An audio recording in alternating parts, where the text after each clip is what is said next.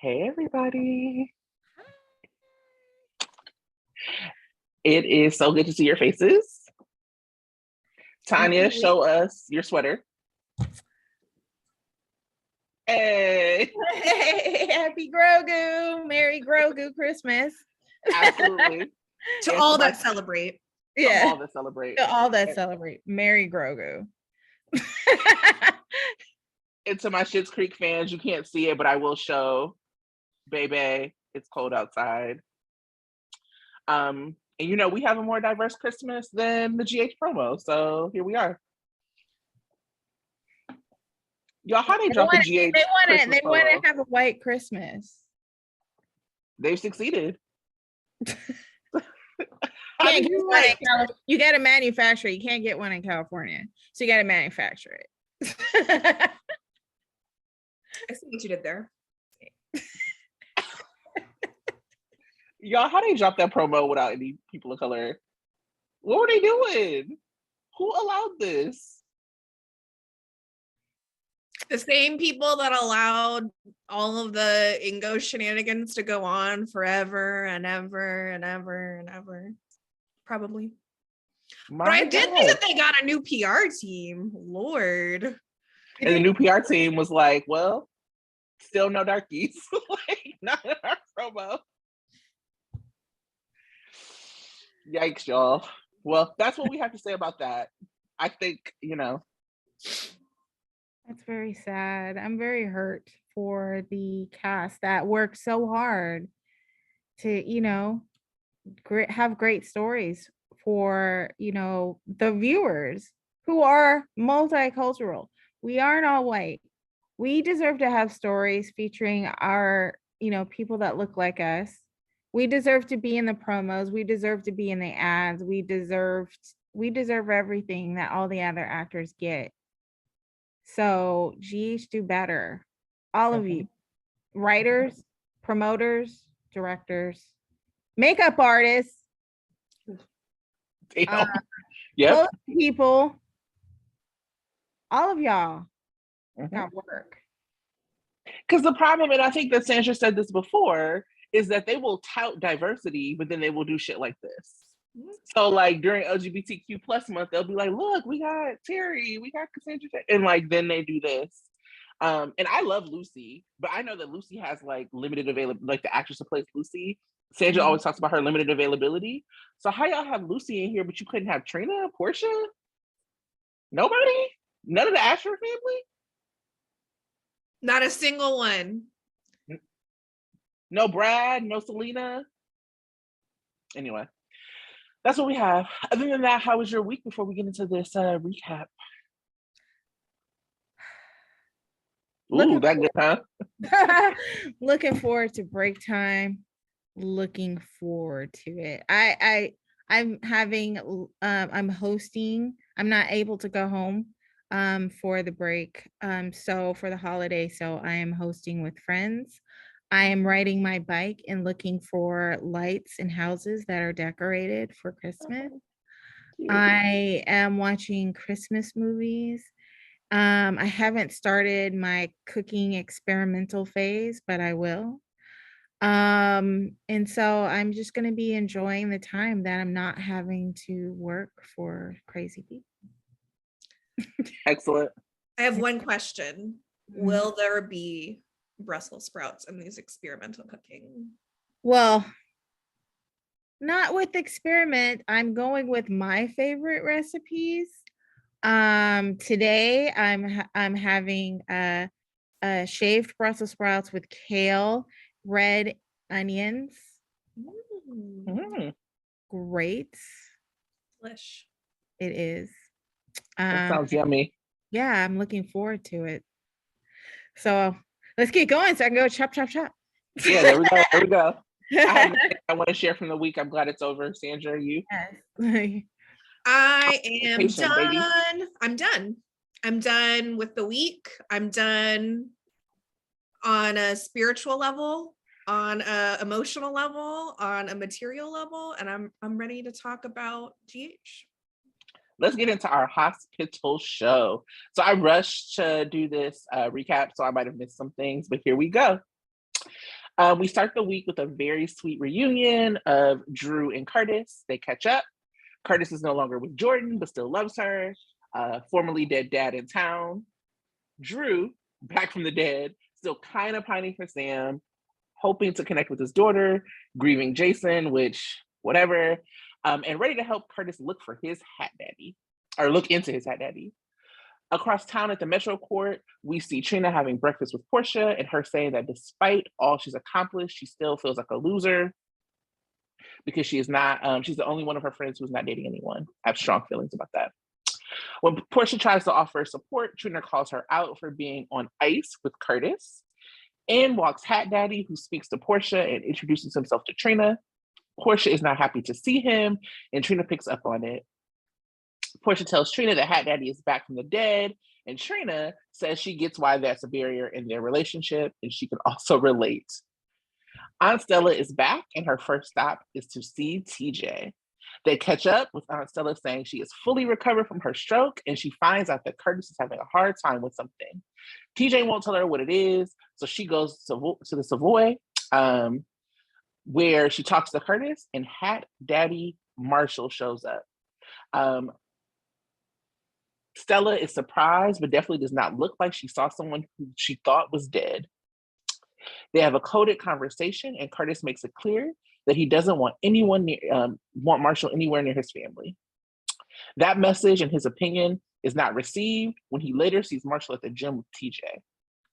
Curtis tells him to leave, and when he does, TJ tells him that he wants to know his grandfather, and it is not Curtis's place to stop him.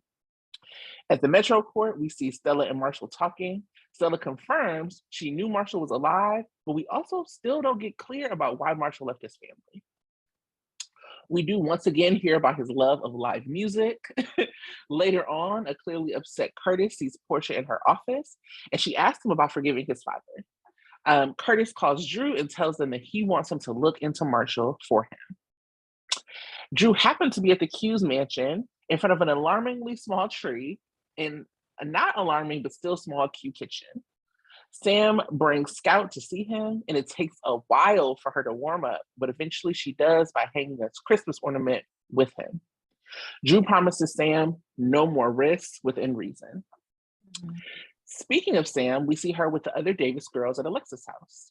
She is talking with Alexis about their joint PI efforts when Alexis starts questioning Sam's skills.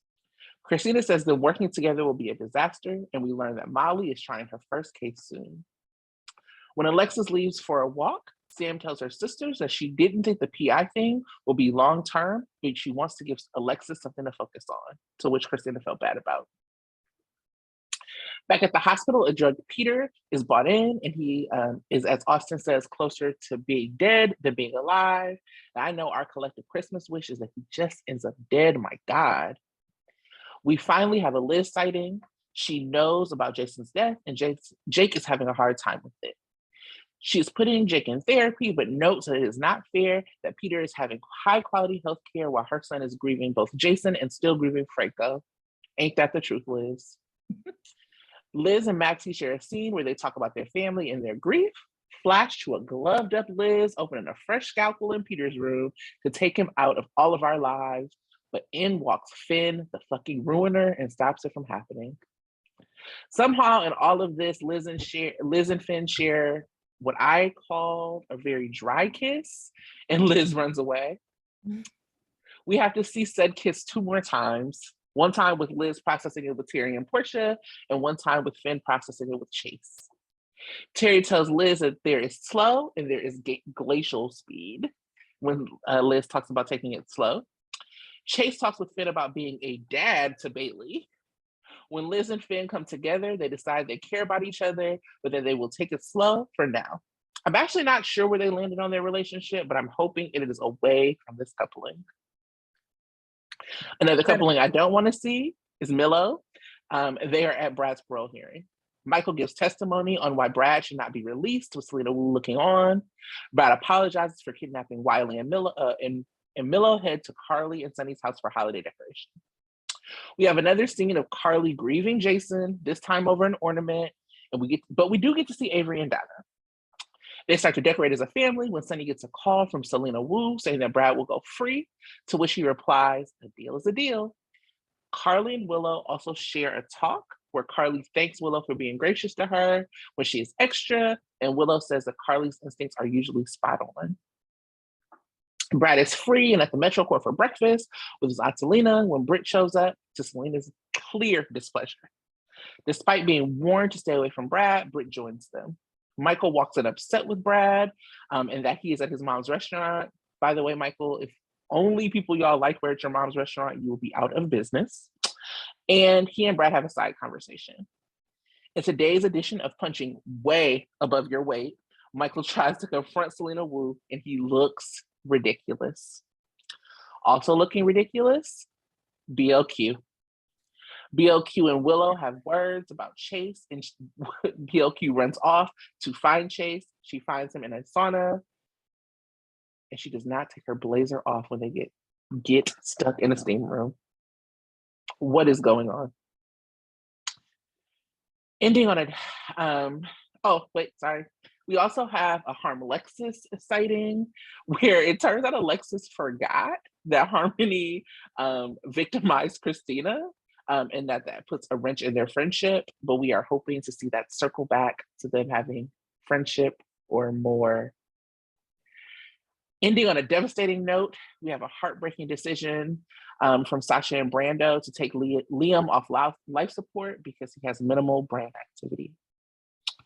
I will not get into the specifics because I'm sure we will talk about those scenes, but Sonny helps Sasha see that it's time to let Liam go, and Ghost Mike comes to take the baby to heaven.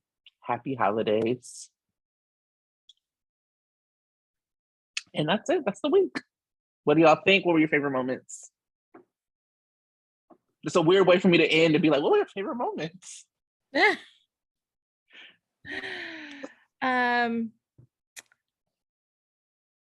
I guess my most favorite moment, even though it was a little weird, I loved Olivia threatening Nina. And it was great. It was gangsta. Put her in her place. What I found a little weird though was I don't know if Carly's ever actually murdered someone herself. And so for Olivia to be like, you just better be lucky you ain't dead right now. I'm just like, wait a minute. That's what Sonny does. Carly gets in people's face, maybe ruins relationships, maybe just yells at them all the time, but she don't be killing folks. But I loved it anyway. I love the idea of it. And maybe this will be Carly's first murder. I don't know. But I still loved it. It was my favorite moment of the week. So yay. And I saw a tweet earlier this week where people were, I guess, kind of questioning why Carly and Olivia would be friends. And someone had tweeted that actually Carly was Olivia's first friend. So, but in any case, shout out to Carly and having a friend in Olivia, and Olivia sticking up and being what we want everyone else to be. Another weird part is that she said, Nina was like, why do you care? And Olivia's like, Carly's my friend. She should have said, you took Sonny away from my son. Hello.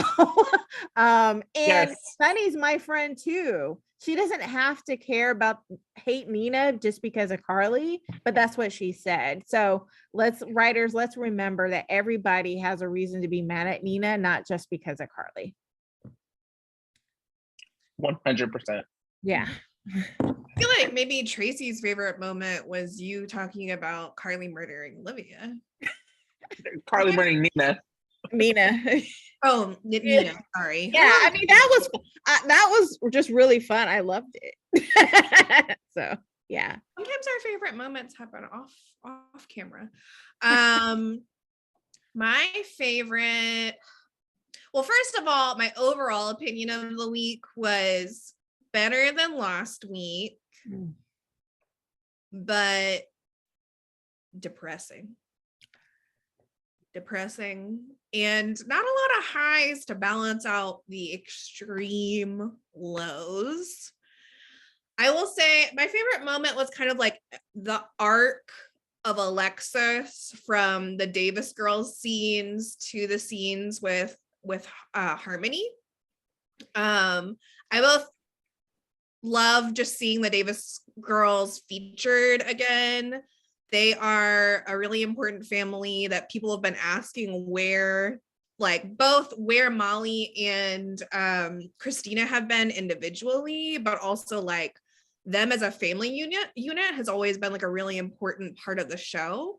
So I loved seeing them. I loved seeing Christina just go off and do the most and then feel a little bad afterwards. And just like they're kind of bickering, bantering. It's like a very different vibe than like the Q's bantering, for example. Like it's very loving, but also they're all really witty. And love teasing each other, but sometimes they take it too far. And then of course, I was just cheering about the Harm-Lexis interactions. I think the actress that plays Harmony is so good. Like you should not like Harmony at all. She's terrible, or she's been very terrible in the past. But I do find myself rooting for her. She was very good in Orphan Black, which is the other thing that I know her from. So I just look forward to continuing to see more of her. Continuing to see more of Nancy back on screen, Nancy who can act, unlike other people who we will talk about later on in the podcast. But yeah, I really enjoy in general, like those hints that we're starting new storylines, which were all my favorite parts, I think, of this week, were like seeds being planted for new things to come, and God, hope these other storylines close out soon. What about you, Tracey? My favorite moment was when Selena Wu stood up on Michael. She's like, "Who the fuck are you talking to?" I loved it. This woman of color standing up on this little white boy, I loved it. I was like, no notes. 10 out of 10. Loved it. Michael, you are punching above your weight, baby boy. No, don't do it. Go be in your boring ass relationship off screen. And I actually would prefer to see Michael as like a corporate raider or something like that. I think there's been a lot of conversation about Michael, whether or not he's interesting, whether or not he should be recast. I don't necessarily know. I mean, whatever. I think that there's like a rewrite happening. People did not like, there's like a conversation happening about the kind of aggro Michael that happened between like baby redheaded Michael and Chad. I'm like, y'all didn't like him. Nobody liked that boy. But so I don't necessarily know if it's like a recast thing. I mean, I think it's a restory thing. They need to like retool Michael's story. He is the most interesting when he's at odds with his parents. So hopefully we see that coming up with Sonny. He is also most like he is not a mobster. He just isn't. He's a business person, and they should lean into that. So when Selena Wu stood up on him, I think that was like cemented. Like this ain't what you want, and I loved it.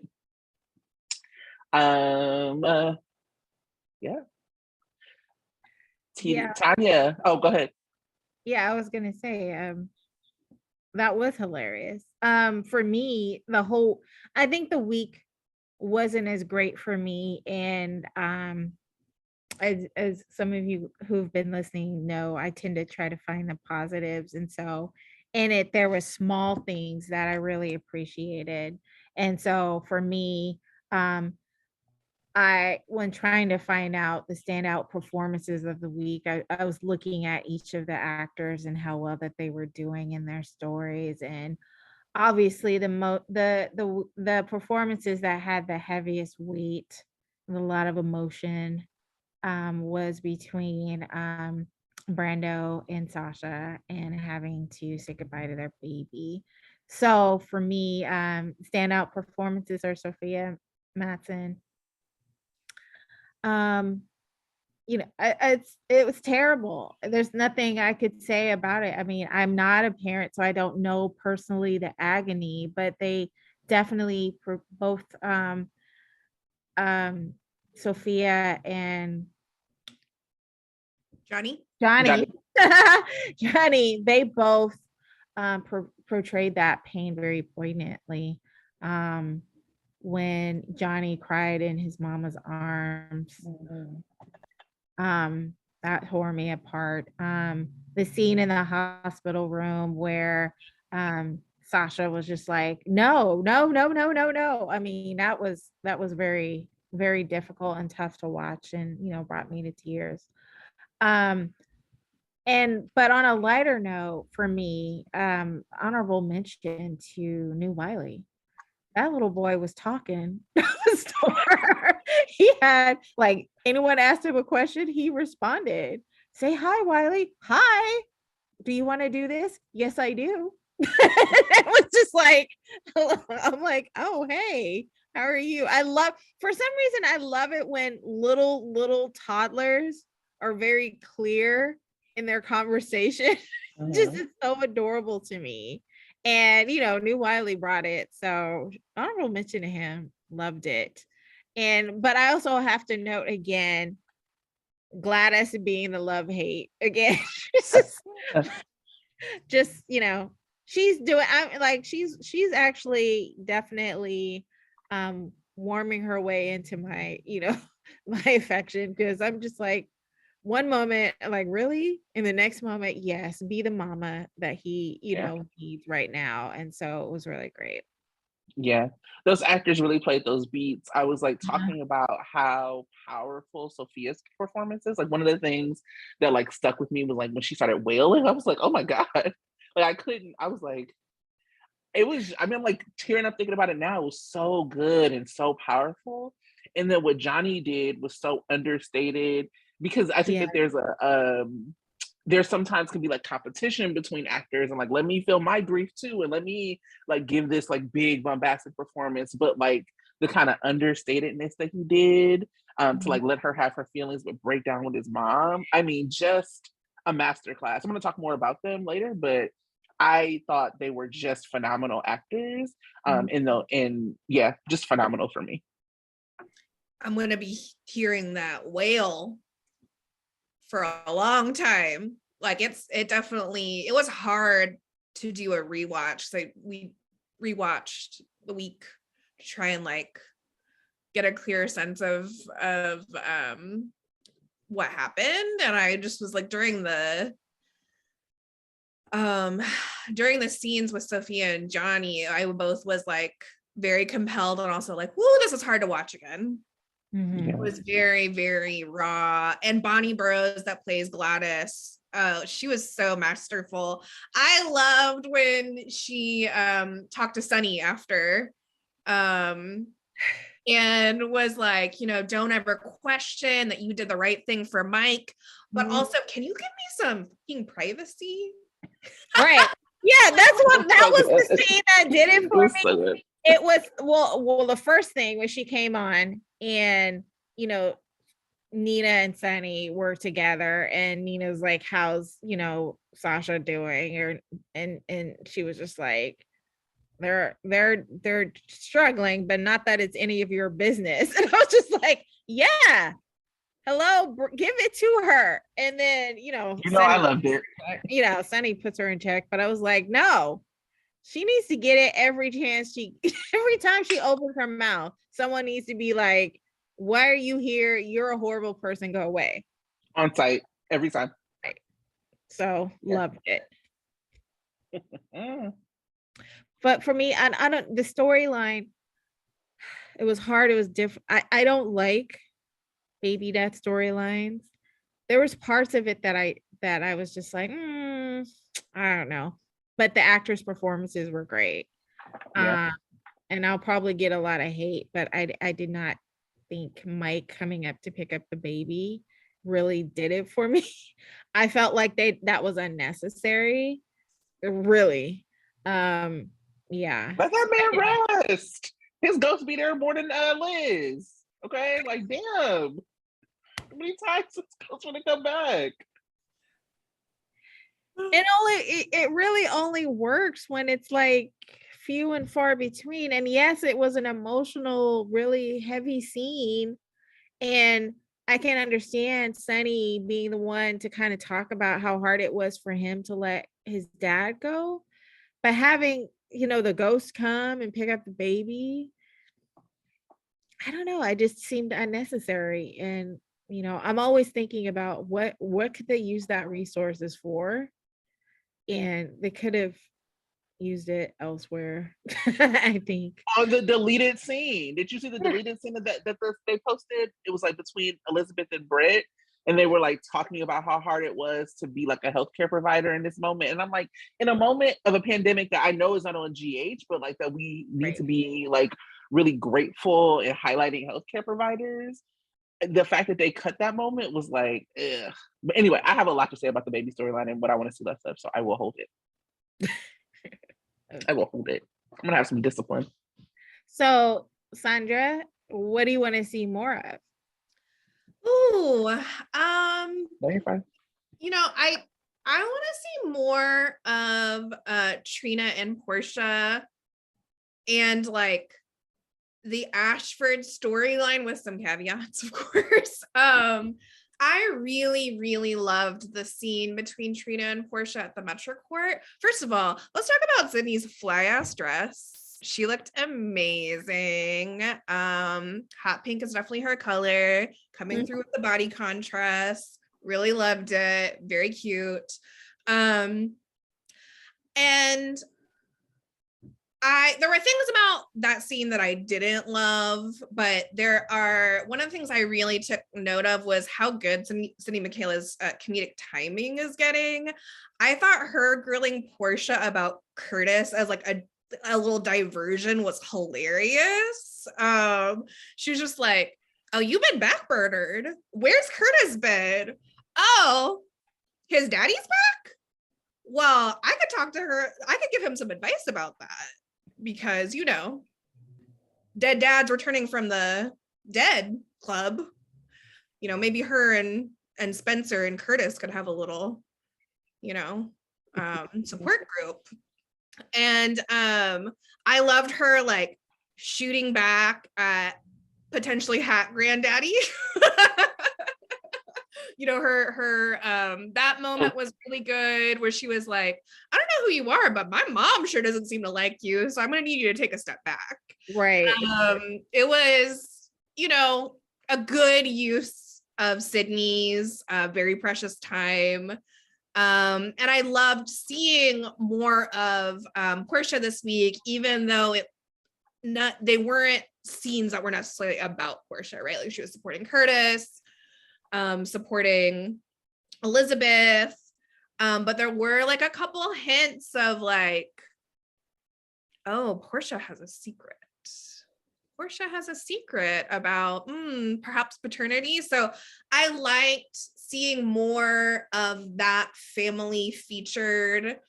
Why they weren't in the holiday preview or whatever, I don't know. Well, I have some guesses, but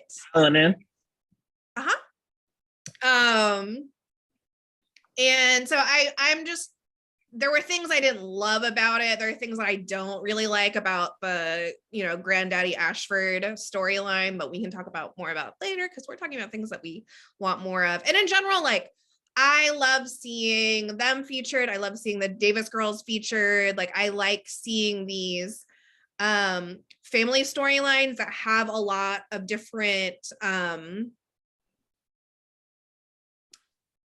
storylines shooting out of them and coming back in, and that's why we love soap operas, right? Like these family moments where you actually see different storylines converging, people updating each other, and just general like bonding. So I would like to see more of that on GH. Yeah, I agree with that. My favorite moment or my what I want to see more of is the Davis girls.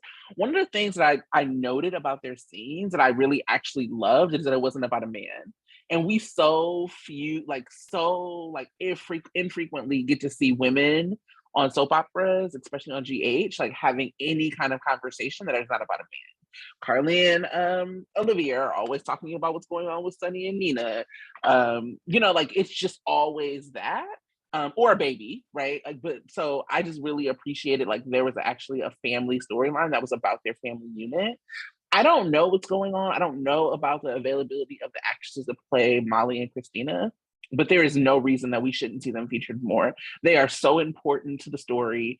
Christina is a Corinthos, like Cassadine. Like, please, why is my girl not here? Now, I do think it's really funny when I hear people say that Christina is like more suited for the mob than Michael. I'm like, Christina, who?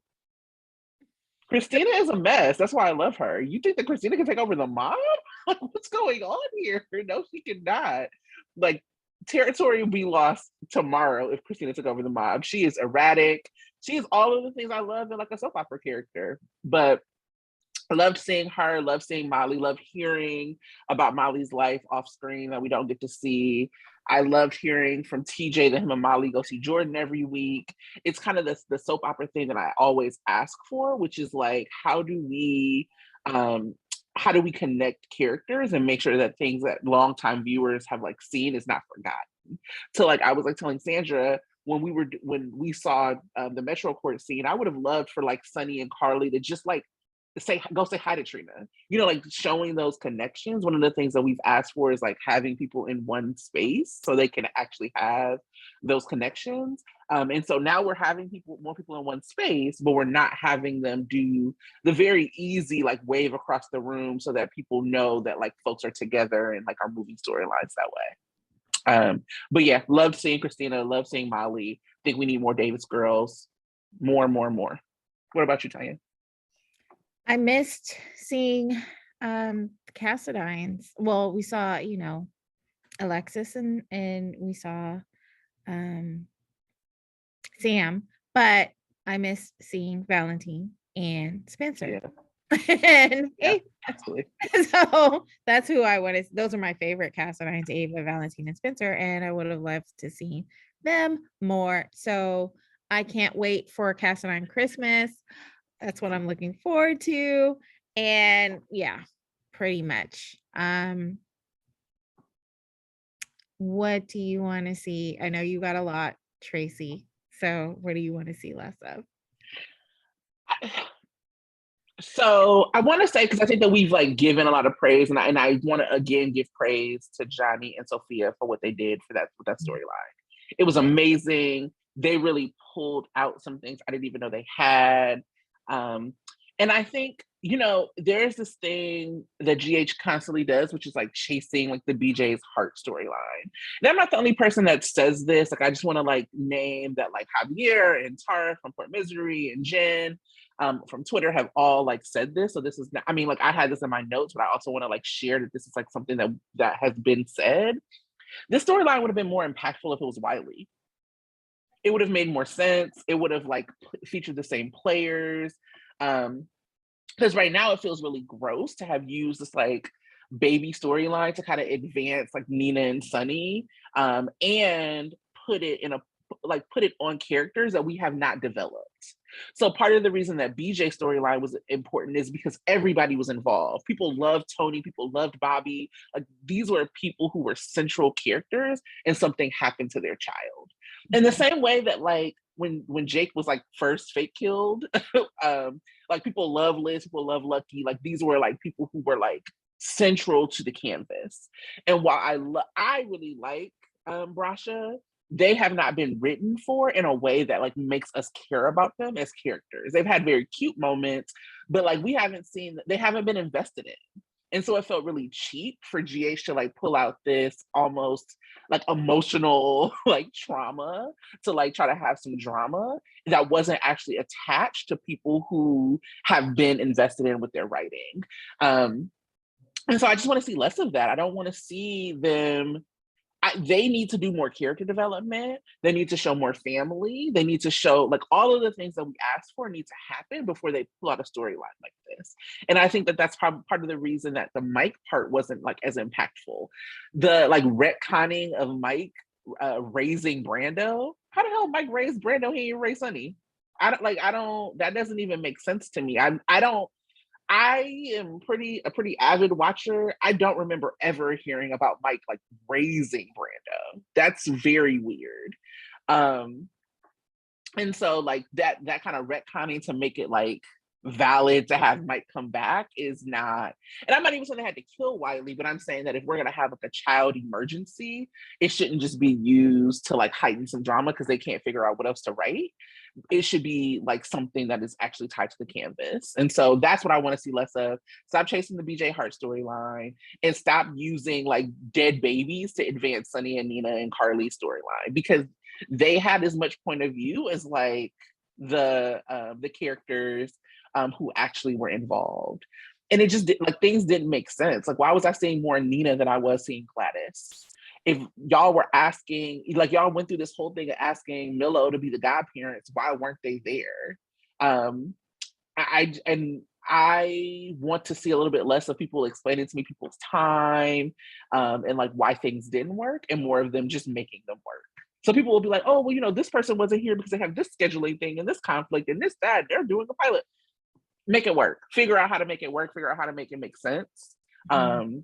In a way that like, I appreciate that like the characters or the actors are able to like do other things. Like the actor who plays Valentine like now has like another pilot. That's amazing. And you need to figure out how to like still incorporate Valentine on the canvas and like even talk about him when he's away. We talked about this with Sydney. They did this with Trina, where there was like a week where Trina wasn't there, but she was mentioned. And they need to figure out how to do more of that. So that's me. That's for me. I don't know. What do you want to see less of, Tonya? I want to see less of Marshall being, again, so blasé about why he's there and kind of being all jokey about it too. And he's like, one line, he was like, I'm just hoping to be understood. How are you hoping to be understood and you're not saying anything and telling people why you're coming up? If you want to be understood, be honest. Tell them why you're there. Tell them the backstory why you left. You know, give more instead of just coming up unasked for and joking around and, you know, just including yourselves in situation that no one invited you to. He's too light.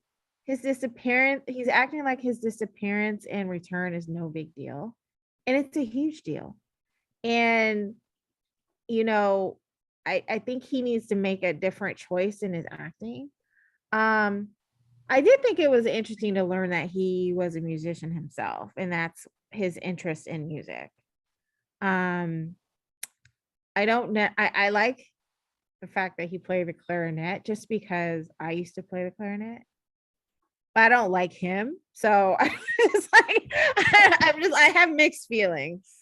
I'm like, that's interesting. And that's a way to bring another musician into the canvas and maybe he can play in the club, but I don't like him right now.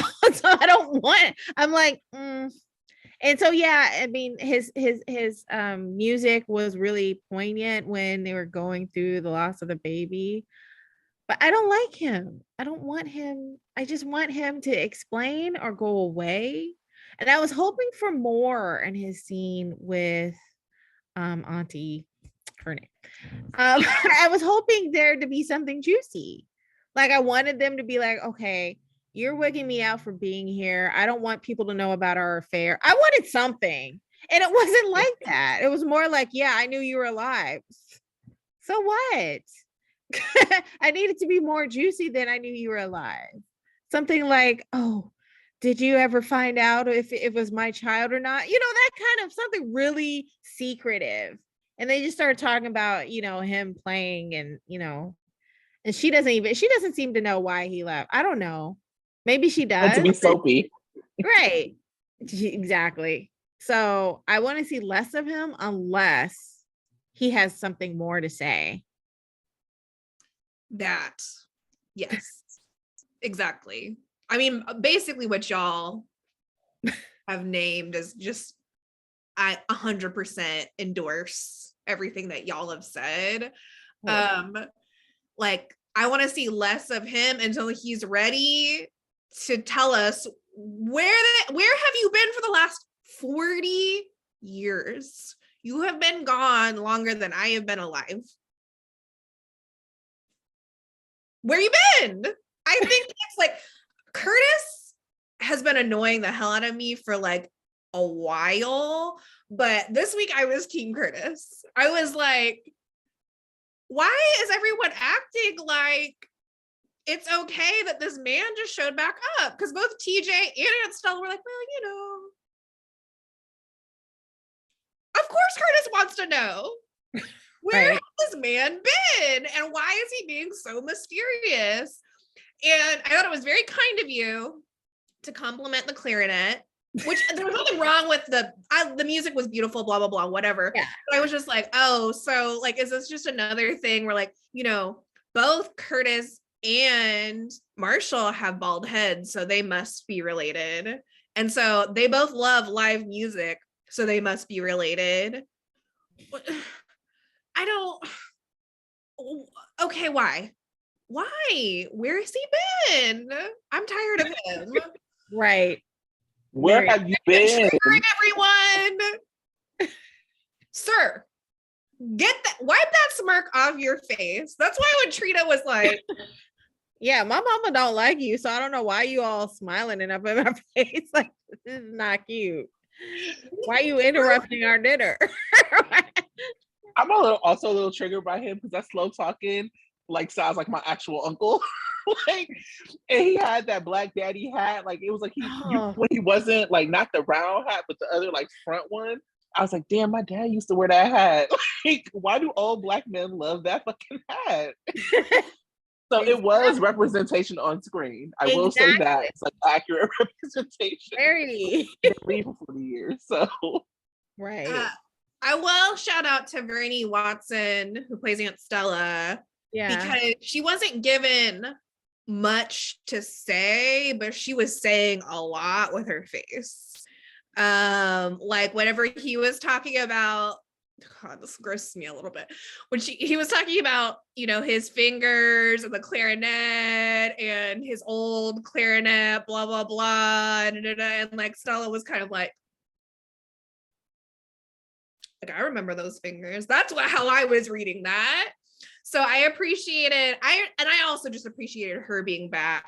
I know people have feelings about Stella and they're also probably triggered by her and her nosy auntie ways. Yeah. I personally love a nosy auntie, even though I am also, have my own stuff around that. But I liked how she held it, and I continue to be annoyed how he is holding it, which maybe is the point. I don't know. Maybe he's like, you know what I really want to do? I really want to annoy and trigger the hell out of a lot of you. Everybody. So if that's what you're going for, sir, you're doing a great job. But I would like to see less of it. I would still like to see less of it. Yes. I also love Aunt Stella. I feel like I'm also growing into being the nosy auntie. You could ask my 13-year-old niece. So like, I feel like Stella is me, you know what I'm saying? In some ways. And Stella is also my nosy ass aunties. And I love her. I love it. I love Stella. I don't want to hear any Stella slander. I don't accept it. I love Stella. She was Will Smith's mama on Fresh Prince. I love her. Right. I love that. I don't mind Stella. She doesn't bother me. But I do like having her on the screen. And you know what I was thinking? Yeah, maybe that is part of his character, to be annoying and just vague and making people uncomfortable. And that's one thing that he doesn't say what he does now. What does he do? Is he part of a gang? People on docks? Is he an enforcer? Maybe that's why he makes people uncomfortable. What is it? He doesn't say anything. He just says, I'm in town. And now it's safe to be in town without telling you why it wasn't safe. And then Curtis is just supposed to believe that you're not a danger to his family. Mm-hmm. When you were saying it was so dangerous for you to be around your family before, but now it's okay. Sir. And then you're going to act like Curtis, like all like wounded, that Curtis doesn't want to talk to you. Don't make me defend Curtis. And why does TJ want to spend time with him? Why? Because he wigs me out. I don't understand why TJ is so comfortable with him. Sweet, simple Taj- TJ. Taj Bello needs more screen time, so I guess I can't complain. He's very cute and he's very good. I want more TJ on my screen, so I'm okay with it. He can be on the screen. He can be questioning everything that we're questioning. I don't mind him being on the screen. I just don't understand why he's comfortable with them. Yeah. Especially the disappearing act and the faking being sick. I would have been annoyed by that more than he's played it off. You know? Yeah. I would say there's other things that I don't like. Yeah, I'm still hating Nina. Hating her just being everywhere. Yes. And being, I think she's instigating a lot of the drama on purpose. And I need her to stop. Stop it. Like she's like her reaction to Olivia threatening her wasn't scared enough. She was just like, what do you I mean? I'm like, hello, you're not playing it humble enough. You acting like you're being so put upon and you need to be sorry and you're not sorry enough. You're not sorry at all. I think that we're in the free for all hot takes. Yeah. No. Hot take it on. You know I love some Nina hate. It's my favorite. Let's do it. She's annoying as all get out right now. And I don't find her being all up in Sonny's face really kosher. You know, it's one thing if Sonny sought her out, but she's just everywhere. You know, Sonny loves it. He trifling.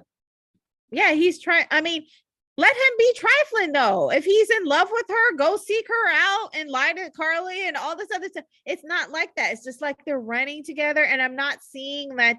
I'm not seeing like they're actually yearning to be in each other's presence. It's more like she's trying to find a reason, or she's trying to insinuate herself into his life, and he's having to run into her all the time. And so it doesn't seem like a big love story. It seems like an obsession on her end, you know? She does this thing where she like runs up on Sonny and Carly to be like, if you want me to go, I'll go with you. I don't want to do anything. Then bitch, just turn around and walk away. I don't. Her little whispering baby voice. Oh, I just get out of here. She is so triggering.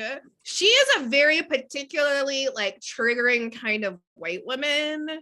Like white women like Carly actually don't trigger me because I'm just like, oh, you crazy. Like when I run into a Carly in the wild, like if there's a Carly in the wild that I have to interact with, I like actually I'm just like, hi, you're wild. Like, who knows what you're gonna say next? I'm gonna keep you at a distance, but I'm not gonna poke the bear. I'm not gonna become friends with you. I'm just gonna be like, I don't want to be on your bad side, but I also don't want to be close to you. Right. But a white woman like Nina, I'm like, back away slowly, because anything that I say could be construed as an attack against poor whispering, baby talking. And this is also not to like talk shit on Cynthia Nixon, like, or sorry, I've been talking about Sex and the City. Sex and the City, yeah. Shows. I also have a lot of things to say about Cynthia Nixon too, but anyway, that's a different podcast. Like, I think she's great. She's a great actress. If she is trying to trigger the hell out of me, she's doing a great job, similar to Granddaddy Ashford. Yeah, I don't understand. I mean, again, people don't like Carly. I respect that. Sometimes I don't like her either. But it would never be enough to make me like Nina, especially right now. I mean, I have a lot to say about the boys club that they're clearly running over a general hospital. And then I'll get into my Marcus Paloma slander because that's coming.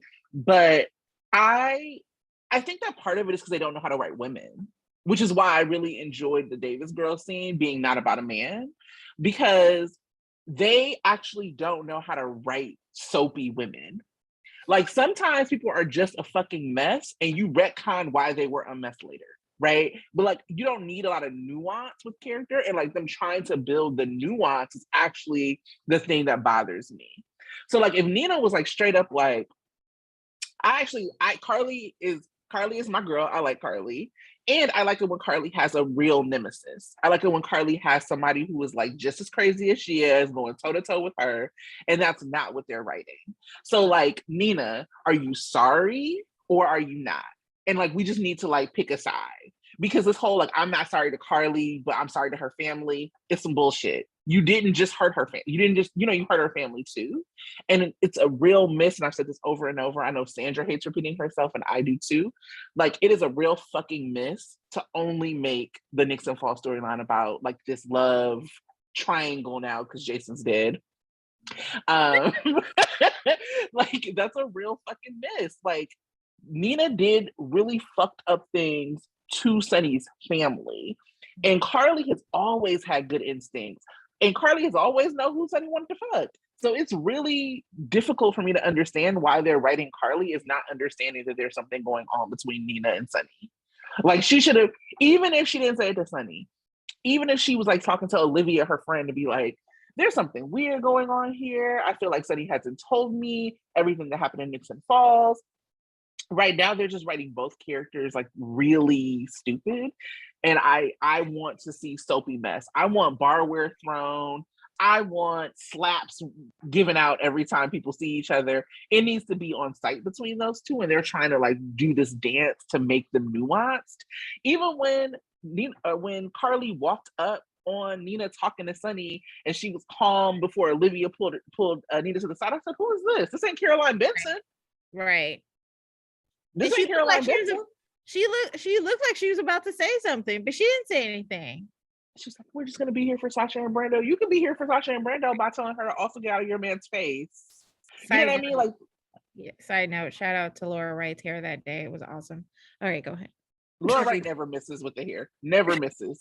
The hair, the outfits. It actually is why it's distracting to see Maxie, who's like not a fashionista anymore. They need to figure that out. And while we see Brooklyn with these Russian dolls of blazers, like, it's distracting because people like Carly and Olivia always like look on point with the outfits. Mm-hmm. But yeah, that's what I have to say about Nina. Like, just make her a villain. Make her like, fuck all this shit. I did it. I liked it. I love Sonny. Like, this kind of like, whatever. No, it's not soapy. I don't like it. And it makes Nina more annoying to me.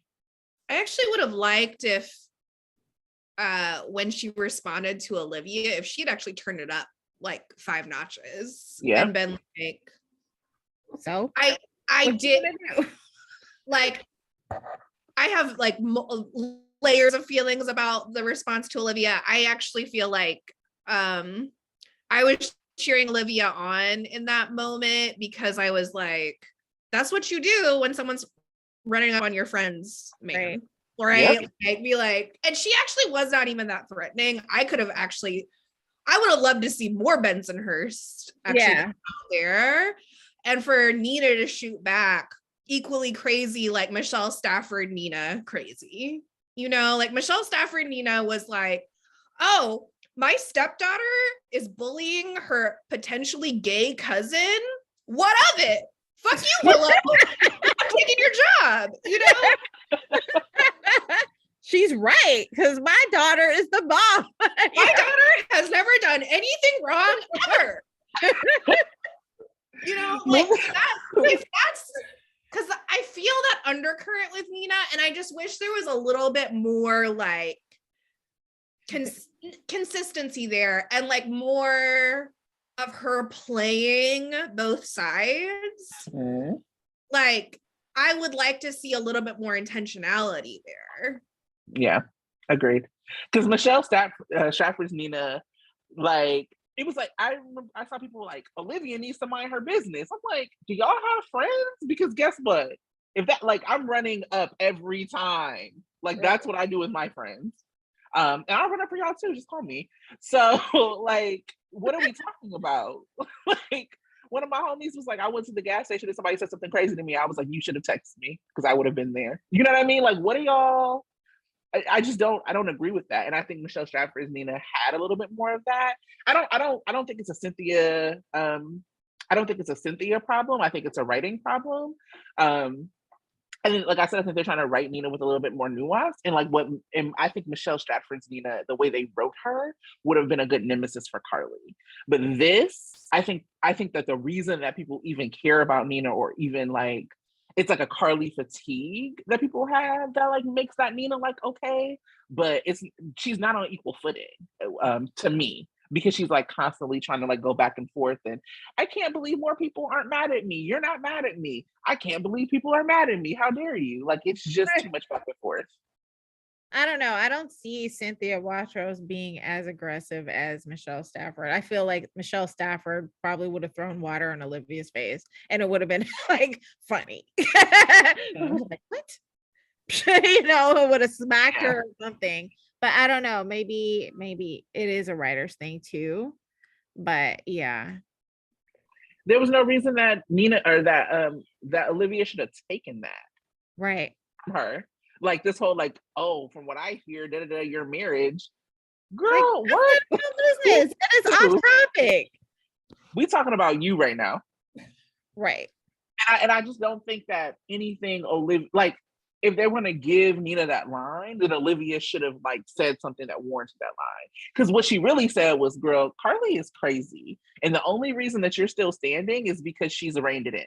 So I'm just trying to warn you because I don't want my friend to get in trouble. That was the vibe that Olivia was giving. It wasn't like a blaming or you're so awful vibe. It was like, I'm trying to warn you against how crazy my friend is. And she had every right to do that warning. She could have been like, first of all, mind your business about my marriage, and don't forget what you did to my family too. And don't come at me crazy because I'm trying to help you out, bitch. Yeah, she should have said that. So even if Nina would have walked, or not Nina, but Olivia would have walked away like, all right, bitch. Right? Like, oh, so it's like that, huh? Don't come for me unless I call, and I haven't called. So I want some of that Bensonhurst, like crazy Italian Catholic clashing with that waspy ass Manhattan bullshit from Nina. Yeah. I want that. I want that too. And speaking of someone who doesn't know how to mind their business, Sprina, you are the queen of not minding your business. Listen. 6 months. Nina ain't never found no business that she wanted to mind that was hers. Okay, like Nina has always been out here in other people's business. And you know what? I love people who don't mind their own business on a soap. Well, we would have no soap if people minded their business. Right. We'd be watching Seventh Heaven anyway. Which sometimes it feels like we are. So let's get into it, okay? Because I am ready to talk about how I am tired of Ingo Rademacher embarrassing me because people know I know you. Okay, every time he go out here and act a fool, I'm like, shut the fuck up. People know I know you. You are embarrassing me in public. So here he went out trying to say he was going to sue Disney over the vaccine mandate. So then he gets dragged on Colbert. I'm like, damn, now we get dragged in fucking like nighttime. Steve Colbert mentioned him? Dragged him. A whole segment. I'll send it to you. What day? I will look at. I got CBS. I'll send you the video. We posted it. I'll send it to you. Okay. But yeah, like dragged him aside. So Steve Colbert also kind of dragged like a soap, and he was like, he did like a whole storyline of like who Ingo could have been, and I was like, damn, that sounds more interesting than what we're actually watching. To be clear, like he was like, but you're embarrassing me in fucking public, and so. Ingo is a mess. He's racist. He's transphobic. He's sexist. He's all of the things. Fuck him. He should have been gone. And I love nothing more than of the fact that he was like written off with no fanfare. Right. Like I love it. And I think that it really speaks to. So like part of the reason I was so mad at Marcus Coloma is because he like so Ingo like put out this like. Instagram post like kind of dragging Nancy and dragging Disney, and here come Marcus dumbass liking it. I've had enough of you. I really have. You are not smart and you are not talented. Who the fuck likes a post of somebody who is suing their current employer, who is talking shit about their current like a current coworker that you're supposed to be acting with. This is like like you could just shut up. You could just be quiet, because I know what you're not doing. I know that there's a lot of shit you're not doing. One of the things you're not doing is going to acting class. That's what I know you're not doing. Because what you could have done is go to acting class with your TV son and his TV girlfriend, okay? Because they're bringing it and you're embarrassing every time I see you. Every single time. He's never been good. And I remember trying to give him a chance because I understand that Nikolas is a really hard role to step into. It is. It's a very hard role. This is like a person who has done awful, awful things that you still feel bad for. And Tyler Christopher had it, and Marcus Coloma doesn't. And I've like really bit my tongue. As little as y'all think I bit my tongue, I've bit my tongue about him. He's not good. We tried this with him. We've been on the scene. He's been on the show a couple years now. You should be improving. And you actually are worse. You actually are worse. You're not fucking good. And it's embarrassing. The nerve of liking this post when you can't even like your way into an acting class. Like, I don't understand it.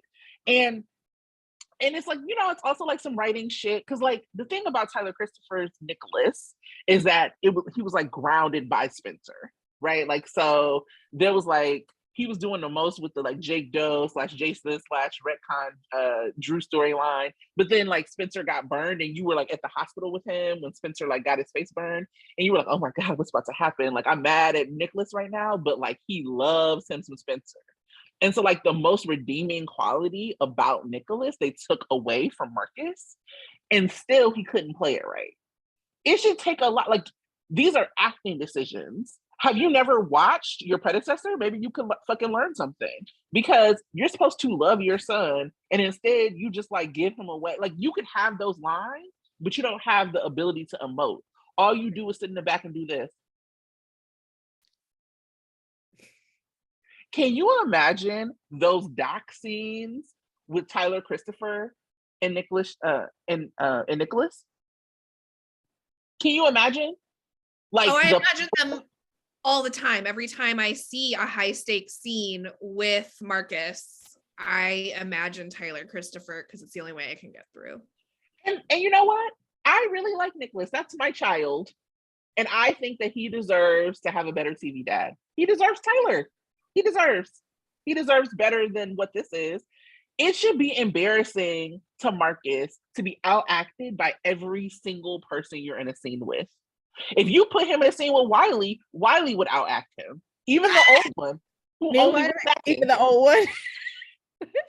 Even the old Wiley, he was only smacking. Because I love that. But he was committed to those choices. He was committed. Like, who is committed to this. Looking like a frozen goldfish.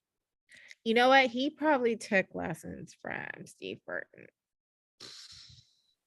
And that's the thing. Like, these are actual choices that he has made.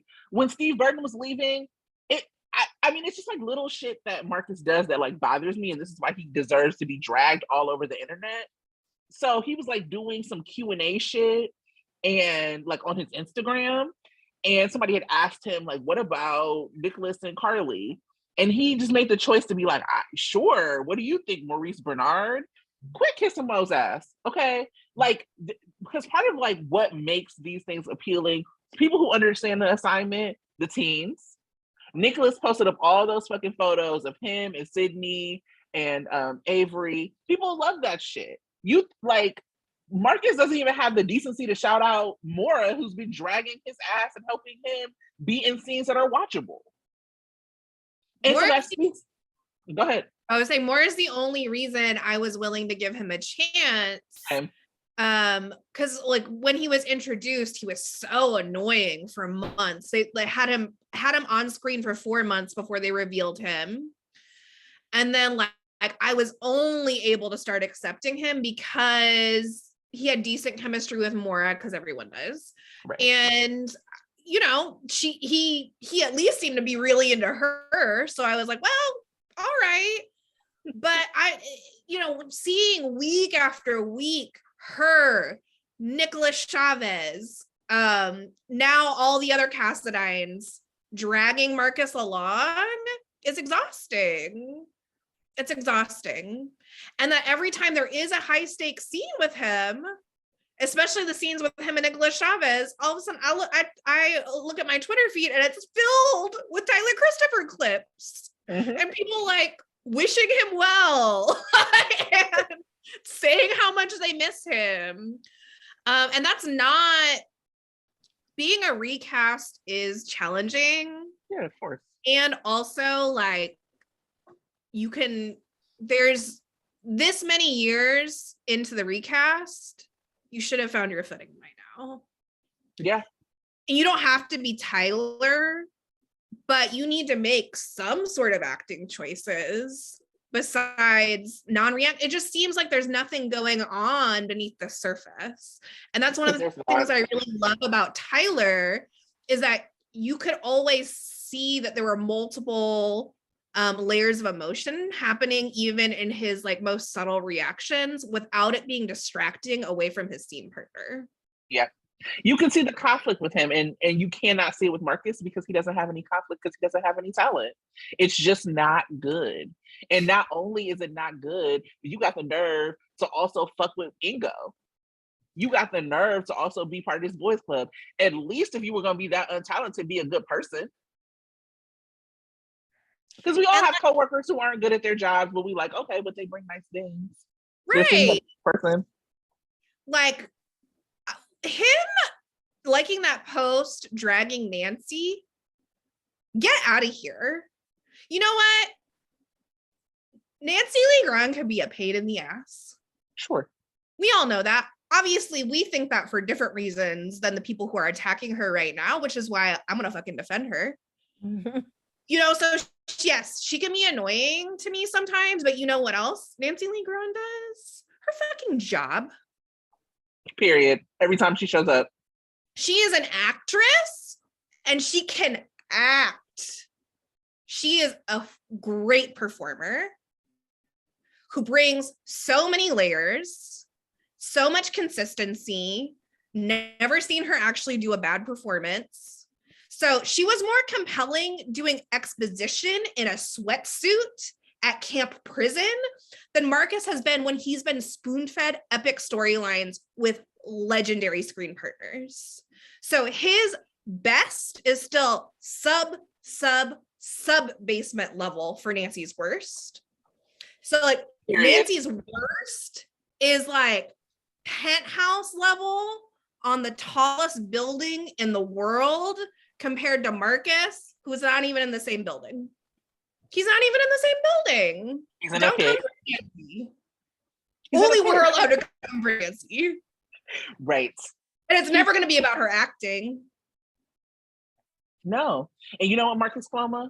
If you committed yourself to stop posting from your burner account and actually practicing with your fucking scene partners, maybe you could be better. But instead, you're posting up whack-ass videos of your singing that nobody wants to hear. What I want to hear is that you got a better job. That's what I want to hear. I'm tired of you. I'm tired of you ruining the character of Nikolas even more. And I think that everybody who works with you deserves better than you. Everyone. Because not only are you a trash actor, you're not a good person. And that's why you get dragged. Because we don't do that. We don't actually talk about actors on this show. We've talked about, like, the only actors we've talked about are Ingo and now Marcus. Because my beef is not with actors. My beef is with him. My final word on this is just watching everyone around him be so much more talented than he is actually far more humiliating than anything I could ever say on this podcast. So that's it. Great. Any other hot takes, Tonya? I have a few.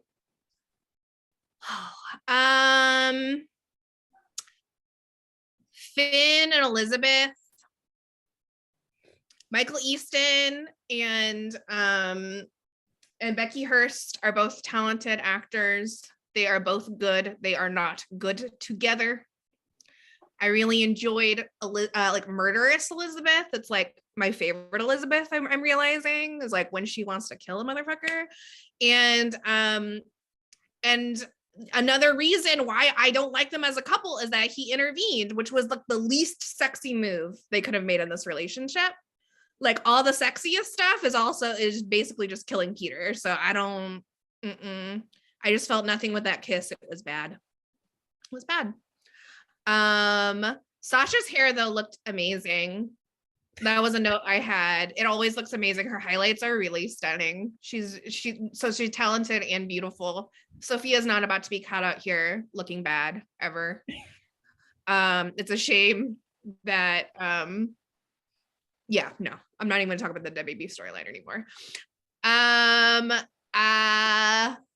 I also what was with the Carson stage whisper about like Sonny being like, I put out a hit on Peter. Sir, you've been hanging out with me too much of this whispering. That's not a real whisper. But it was like the most chemistry Carson has had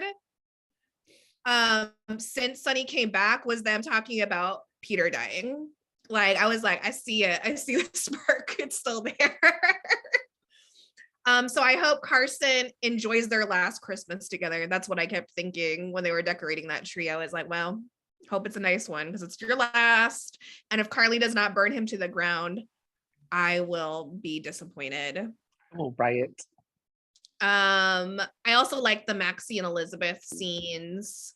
And in general, liked Murderous Maxie too.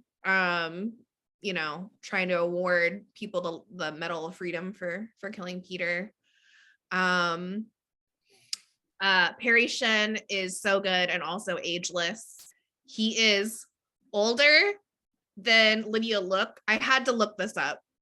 He is like actually like 8 years older or like 7 years older than Lydia Look. And which also just tracks for a GH auntie nephew relationship. Because we especially with like Sonny's kids, my God. Generational gaps. Like he has kids that are legitimately like 2 generations apart. And Michael just looked like such a little weenie opposite Brad and Selena. Just a little weenie. That's the only word that kept popping up into my head. Yeah. Oh, and I like the Finn and Maxie bit about the botulism and the prison wine. I thought that was funny, and also like I felt like more spark there than either Finn and Elizabeth or Maxie and Austin. And I know that Michael Easton's like too old for her, but also so is Roger Howarth. So I don't know. I'm just throwing random pairings out here because I just don't want the current ones. And I also liked when Finn said he wanted to punch Valentine a few times. It made me flash back to all the times when Finn and Anna were together being like, I love your fiance. Don't deserve her. I'm trying to steal her away from you. I want to run away with her, you little bitch. And I also liked Fana, but I always love those Valentine moments where he was like, you know, I'm trying to steal your girl, right? The moment that you aren't looking, I'm snatching her up. Every time. Okay, so I have some notes. Tell us. What the line where Drew gave, where he said he's trying to live in his life in honor of Jason. I was like, why are you trying to live your life in honor of Jason? Is he some sort of hero that we didn't know? I'm like, let's move on from Jason, everybody. Hilarious. Michael declared that when folks heard his speech, there would be no way in hell the jury or the rulers will let him go.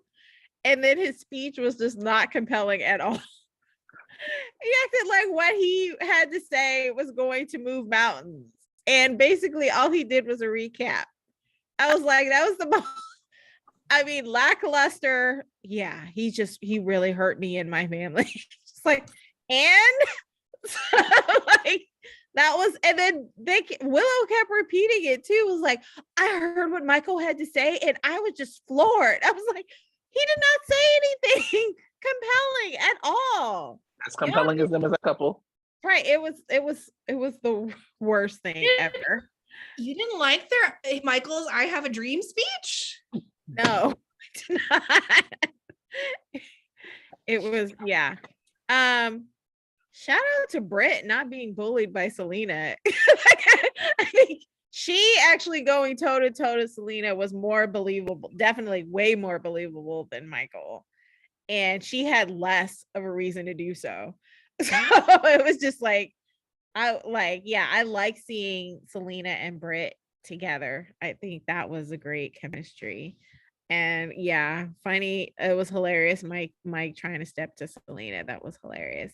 I think we've talked about it briefly, but man, that steam room scene with Brooklyn and Chase was not it. It was not sexy.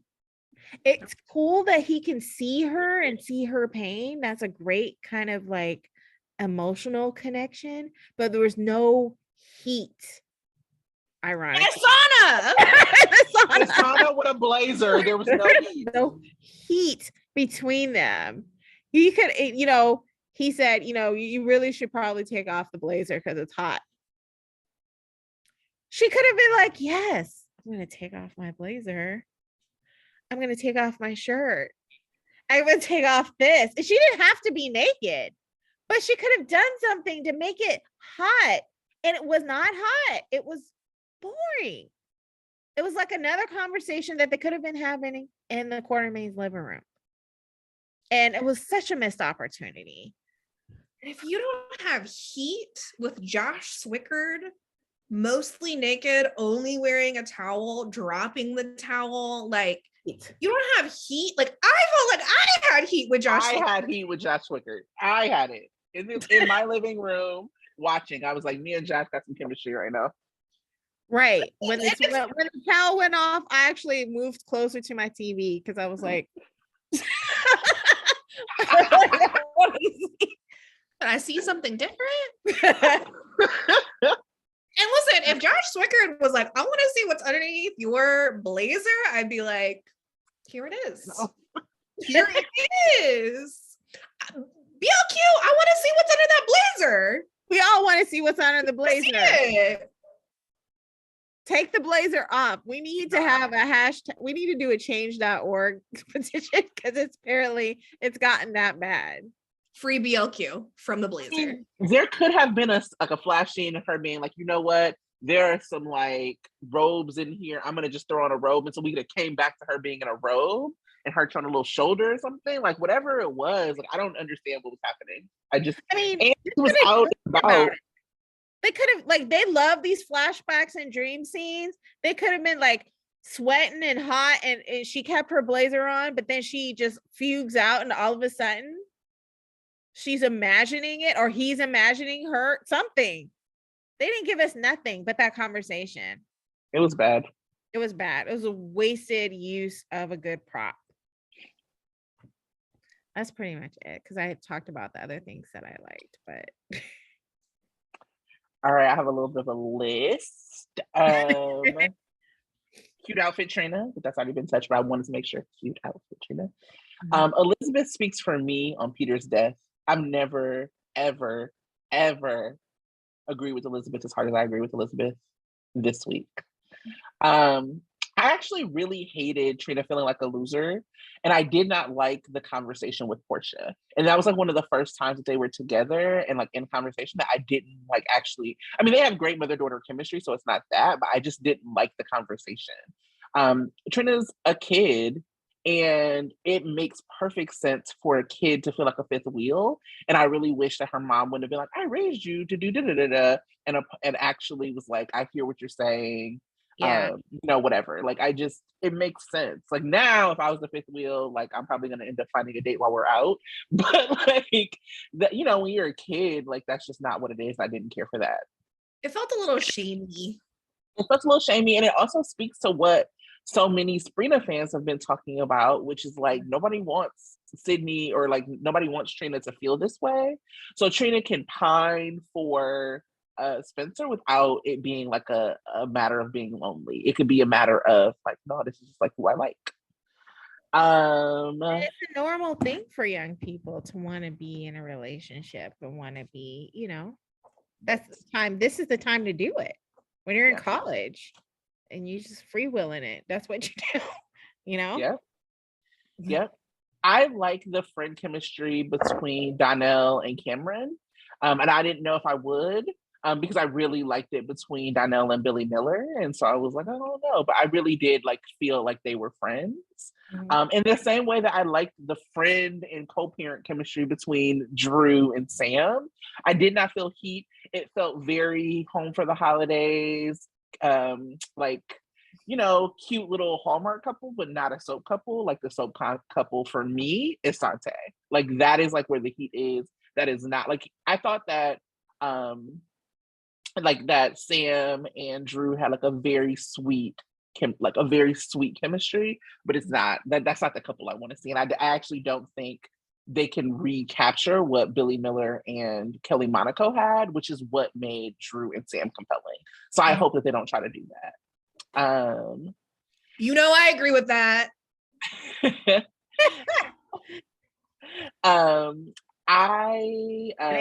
Miller ain't nothing. Right, exactly. Curtis saying that he's still in love with Jordan. Yikes, I'm sure that Portia would not have been happy to hear that. To Tanya's point, how does Drew honor Jason? I said bounce between Liz and Sam and wear black t-shirts with no emotion. Why? No, mine is why I honor Jason. Forget not how. I don't need to know how. This is just a why. Also, just flash back to when Billy Miller Drew was like, Jason, I remember every fucked up thing you ever did to Sam. Right? Yep. And Jason was like, I don't care if she never looks at me again, as long as she's not with you. So this is the man you're going to model your life around. Someone you actually already know all the fucked up things that he's done. Get out of here. Yep. That's in my notes, so I'll skip it. But yeah, I had watched that scene again, and I was, no. Please say more. More Jason slander. More. I'm like Kylo Ren. More. More. The more Jason slander, the better. Because for me, the Jason slander is like, I used to really like Sam and Jason. And so, like, to have gone back and watched and, like, see how they destroyed kind of like what Billy Miller and Kelly Monaco had built for Steve Burton, like, it actually is more of a betrayal for me as a person who was a fan than somebody who didn't like it in the first place. Like, I hate it. So let's more Jason slander, the better. Let's see, where did I go? How did Curtis not know for sure that Drew was alive, but he did know that Jason was dead? Because, like, when Drew showed up, he was like, oh yeah, Sam told me that you might be alive, but it wasn't like, I heard you was back. It was like, so how did you hear one without the other? Like, that was very bizarre to me. What is the opposite of power couple? That's whatever Millo is. Yeah. Power couple. I do not care about Carly and that damn ornament. We should be seeing how Jason's kids are processing his loss for Christmas. And I also remember that Jason was supposed to raise Scout. Now, because when they thought Drew was dead. Now, I know Jason can't even raise his own damn kids, but we haven't, like, I'm like, let me know what we're retconning. You know what I'm saying? Like, just send me a memo, GH writers, so that I know what we're retconning so I can watch from that perspective. Because what I hate is, like, watching and being like, wait a second, aren't we supposed to? Like, that's what I hate. Just, like, tell me what I'm supposed to know so we can get into it the same way. Deathbed Peter is my favorite Peter. Intubation is his best angle. Intubation is his best fucking angle, his best performance, to be honest. Laying there flat. No No notes. No, no. 10 out of 10. 10 out of 10. What the fuck is Marcus Coloma gonna do when there's no more PLP? If he even makes it that long. True. Aunt Stella and Hat Daddy sound like a spades game when he's like, girl, I owe you. Like it just sounded like, like I just loved it, to be honest. I like Britton Austin. Mm-hmm. Yeah, I do too. Me too. I was like, that's interesting. I really like I also was just struck with Sonny, like thinking about like Sonny talking about accountability to Spencer and just the lack of accountability he demands anywhere else. Get my child a lawyer. When's the trial this year? I don't know. Maybe Uncle Victor Sheffield Cassadine is gonna get him a lawyer. But what the fuck is going on, Sonny? Like I am actually struck by how little Spencer and Sonny we have, and I don't like what they've done to their relationship, and so I'm hoping that we see something different. And to Sandra's point, if there is not massive fucking fallout between like how Sonny is behaving, I understand that there's a lot of Carly hate. I don't hate Carly. I get it. I'm tired of seeing her on screen. I think that she should be on screen less. But I just need to ask the question, why the fuck are we rooting for Sonny? You can dislike Carly and not be rooting for Sonny. This idea that you're happy to have Sonny like ruin Carly is like very weird to me, considering that Sonny's a piece of shit. Yeah. My last thing, or two last things. One, I don't like this Michael Easton slander. I get it. People don't want Mike. Like people were like mad. Like there are people who are mad that he was with Liz, and they were kind of like slandering like his looks and all of that. Hold up. When Michael Easton got in that steam room, he said, "Listen here, okay, you about to get this John McBain, all right? You're gonna fucking like it." And just because him and Liz don't have chemistry does not mean Michael Easton has had like legendary chemistry going back to Port Charles when he was a fucking vampire. Yeah, he had great chemistry with Anna. Even like, though it didn't work out, it's still they had great chemistry together. But he's been on like 3 ABC soaps, and this is like one of the only dud matchings he's had. Right. And I don't know what it is because Becky Hertz really usually has chemistry with everybody too. And so I don't know if it's like acting choices and they're trying to play like the conflict or whatever it is, but it's not good. And that ain't on Michael Easton, and like let's stop with the Michael Easton slander. He's also a vet. He also deserves respect. Thank you. You can dislike that couple, which I do. They all here calling him Finn Lizzie. I was like, what the fuck does that mean? Like, how kind of smush name is that? It's longer than both their names. But also, no, don't slander Michael Easton.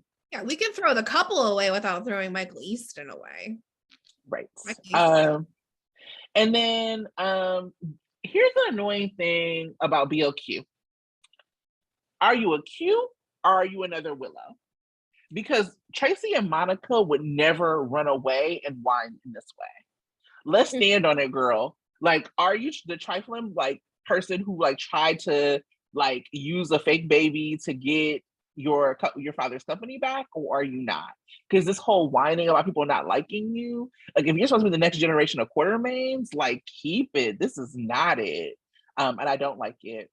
And that goes back to me talking about the men who write this show, and like how they just, it is so much like a man to try to force some shit that is not working. To be like this, like when fans across the board are like, we don't like this pairing, we don't like this, we don't like that. Instead of being like, how do we adjust? They're like, no, you just aren't watching it right. We're going to give you more. We're going to do this. We're going to do that. So there are a lot of things. I mean, there are some good directions. I'm really excited to see more Sprina and more Vanna. I'm sure that Sandra's going to touch on that. Like, but I need to understand why y'all are not listening and like who are you talking to, and like who is like the research, the focus group, the whoever who is telling you that this shit is going in the right direction. There is absolutely no reason that me as a Carly fan is tired of seeing Carly. That's a problem.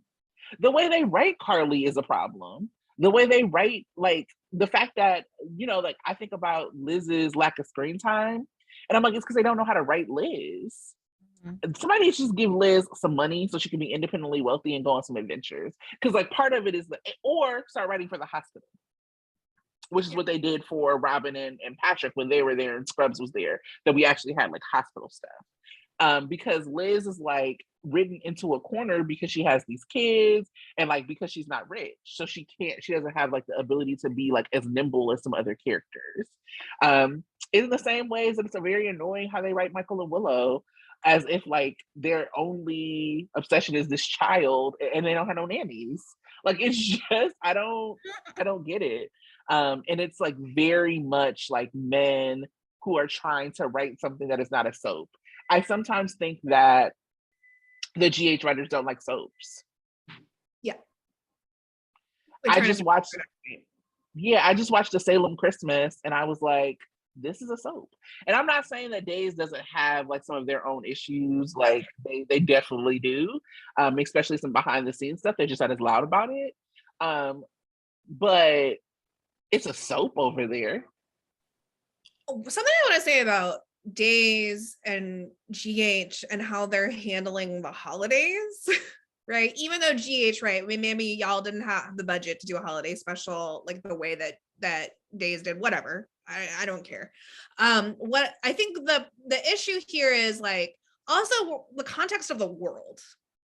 The world right now is actually a very bleak place. We did not need Dead Baby Christmas this year. I understand sometimes there are sad things that happen on the holidays, right? There have been other sad storylines that have happened during the holidays. That is not what people need right now. People need comfort. They need escapism. Of course, you can have some drama, right? But what I appreciated about the Days Christmas special and just kind of their general trajectory right now is like people watching Marlena being possessed by the devil and all this campy shit, all this soapy fun shit is a lot more conducive to like what the general public needs than a depressing ass storyline. And so what I'll also say is that I appreciated, and this is kind of like bridging over into talking about Sprina and also like what's to come in terms of like speculating what's happening with storylines moving forward. But I so appreciated Nikolas and Sydney and Avery understanding the assignment for like, what do people want to see right now? They want to see like cute little shout outs. They want to see, you know, the teens interacting. They want to see a little bit of happiness and joy. Yep. And so I appreciated them taking it upon themselves to promote their storylines. We had a lot of press with them this week. Both Nikolas and Sydney were on the chat. And then they both had separate interviews that were really excellent. They understand the balance of offering a little bit of tease of what's to come, although it was really funny, Nikolas on the chat, when he kind of froze, he was like, they had asked him, you know, interviewers got to ask, can you give us a preview of what's to come? And he just kept going, what can I say? Can I say this? Can I say that? Oh, you cannot say anything. Don't get fired over here. Please help me. It was really funny. And it also makes me just hopeful of things to come for their storyline, that they were both doing this much press and promotion. A lot of it felt like completely independent of GH, because GH has done nothing to promote them, which is really sad. And so I think that this is going to be a pretty big week for Sprina. They're in the spoilers. We also have a lot of holiday content coming up this week, which I'm really excited for. It's like all the things that worked about kind of that Thanksgiving arc. We'll be seeing more of this week. And I appreciate how much Nikolas makes clear in his interviews that he is the captain of the ship. Yeah. And that whatever Spencer may be doing on screen to piss us off, he's like, endgame. Sprina is endgame. I need for you all to know. Don't be too mad at me, because it's going to be, I promise it'll be worth the wait. And no matter what the writers deliver to them to perform, I know that they will give us their best. Did you have any other like highlights you wanted to bring up around the interviews, Tracey? No. Great. I think that they were great. Period. They were great. You can find them. They were on the chat. Nikolas was interviewed by Michael Fairman. That was a really nice interview about, there was some lovely Sprina tidbits that you should check out, but also some great stuff about Nikolas and his acting process. And then Sydney was on ABC 7 Chicago. You can find all of this, I think, probably on our Instagram or our Twitter feed, but also on the Sprina tag. And I loved that interview. I think it's actually one of my favorite Sydney interviews I've seen in a while, because the person who was interviewing her was like such a big Sprina fan and a big General Hospital fan. So I thought it was, she also did the can you tell us what's gonna happen? And are Spencer and Trina gonna get together? And Sydney was just kind of like, I can't say, but you should be excited, you know. So I appreciate them hyping the storyline up, hyping their characters up, hyping the fan base up. They understand the assignment. Every time. Do you have any more? I don't have any predictions or any wild speculation. I don't know if Tonya does, before Sandra closes out with any additional you have.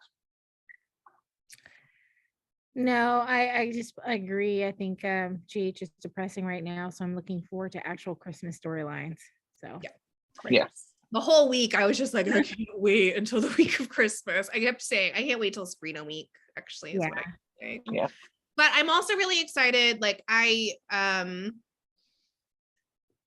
do think, as annoying as Hat Daddy was this week, I am excited about the Ashford storyline. I continue to have like mixed feelings about Taggart not being Trina's biological father, and that I just don't like Curtis that much. I mean, we all know this about me. But what I was thinking was just like, it is nice to have Trina related to the Ashfords, because they are like, Taggart's family is just not present on the show anymore, unfortunately, right? Gia's not on, Taggart's not on, Hart, you know, we haven't seen him in months. We haven't seen him since Trina graduated.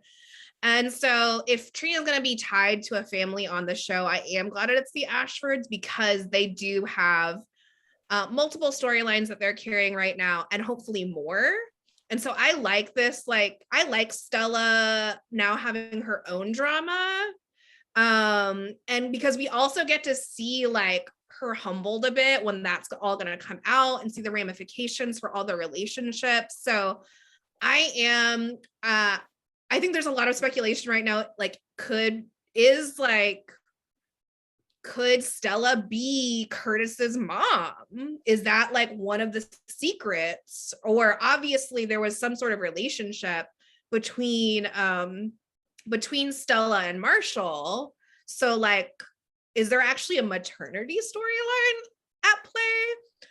That could be really interesting. And I think my last bit of speculation, or like, you know, predictions, is around Sonny versus his family, and that we're going to see that come to head before the end of the new year.